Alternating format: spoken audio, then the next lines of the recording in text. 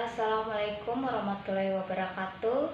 Perkenalkan, nama saya Wadi Siti Nurbaya dengan NIM 21910193, kelas 3E Manajemen, tugas final manajemen perbankan. Baiklah, di sini saya akan membahas materi tentang perdagangan valuta asing. Baiklah, yang pertama, pengertian umum perdagangan valuta asing. Valuta asing atau sering disebut falas adalah mata uang yang diakui, digunakan, dan diterima sebagai alat pembayaran dalam transaksi atau perdagangan berskala internasional.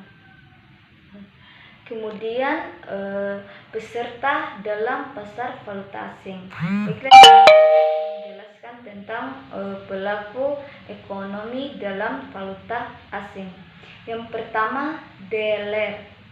Dealer atau market merupakan pihak yang membuat pasar mata uang tertentu menjadi bergairah. Yang kedua, individu atau perusahaan. Individu atau perusahaan merupakan pihak swasta yang terlibat dalam transaksi perdagangan valuta asing. Yang ketiga, arbiter dan spekulan. Arbiter merupakan pihak ketiga dalam suatu perundingan yang dapat melaksanakan suatu kesepakatan untuk memperoleh keuntungan. Yang keempat, pialang.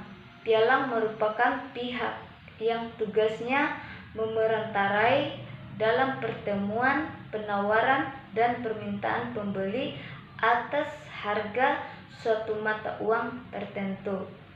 Yang kelima, bank sentral. Bank sentral mempunyai peran sebagai pengontrol pasar bank sentral. Yang keenam, pemerintah. Pemerintah dengan menggunakan berbagai instrumen dalam negara, pemerintah ikut campur dalam perdagangan valuta asing. Baiklah, selanjutnya saya akan menjelaskan tentang tujuan dari valuta asing atau falas ini. Yang pertama, tujuan dari valuta asing yaitu sebagai transaksi pembayaran untuk mempertahankan daya beli, dapat mengirim uang ke luar negeri untuk memperoleh keuntungan, untuk pemegaraan risiko, dan untuk mendapatkan dan untuk memudahkan belanja. Kemudian saya akan menjelaskan bentuk transaksi valuta asing. Di sini bentuk-bentuk transaksi mengenai valuta asing. Yang pertama yaitu spot tunai. Spot tunai yaitu atau sering disebut dengan transaksi tempat, adalah transaksi valuta asing yang dilakukan dengan saling menukarkan valuta asing atau catatan bank yang dimilikinya. Contoh transaksi tempat tunai adalah transaksi forex pada money changer atau bank.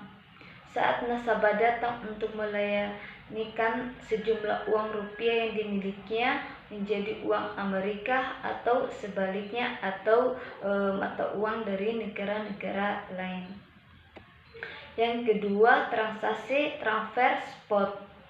Berbeda dengan spot tunai, pada jenis transaksi falas ini dilakukan menggunakan jenis valuta asing non-fisik.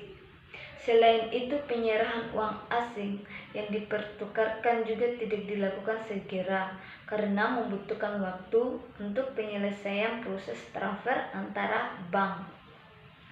Contoh transaksi spot adalah seorang pengusaha yang melakukan pembayaran penting barang menggunakan layanan transfer internasional atau remitansi lembaga keuangan syariah. Yang ketiga, transaksi maju. Adanya kebutuhan untuk melakukan pembayaran atau pembiayaan dan impor dalam valuta yang terkena risiko fluktuasi kurva falas. terlebih lagi pada transaksi valuta asing yang baru akan berlangsung beberapa hari hingga beberapa bulan ke depan. Oleh itu, para pelaku transaksi membutuhkan jenis transaksi yang dapat menyebabkan kerugian karena kerugian akibat fluktuasi nilai tukar. Salah satu caranya adalah dengan melakukan transaksi forex forward. Transaksi forward adalah perjanjian atau kontrak untuk melakukan transaksi valuta asing dengan kurs dan jumlah mata uang yang telah dijanjikan. Yang keempat, transaksi swap. Transaksi swap adalah kontrak forex gabungan antara transaksi spot dan forward yang dilakukan pada tanggal transaksi yang sama namun tanggal jatuh tempohnya berbeda. Swap mata uang merupakan salah satu dari banyak jenis-jenis swap yang sering digunakan dalam transaksi keuangan internasional dan transaksi derivatif. Contoh transaksi swap adalah untuk memperoleh gambaran cara melakukan hedging atau lindung nilai kurs yang digunakan metode swap mata uang. Yang kelima adalah opsi transaksi. Jenis transaksi falas opsi adalah salah satu contoh transaksi derivatif perbankan, sebab opsi falas menggunakan nilai kurs yang ditentukan sebagai acuan pokok transaksi.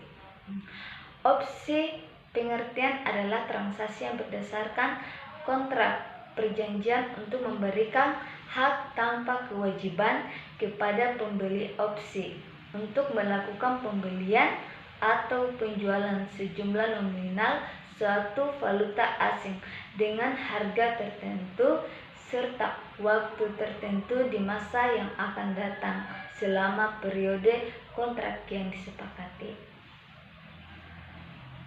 Baiklah, mungkin itu yang dapat saya jelaskan mengenai perdagangan valuta asing.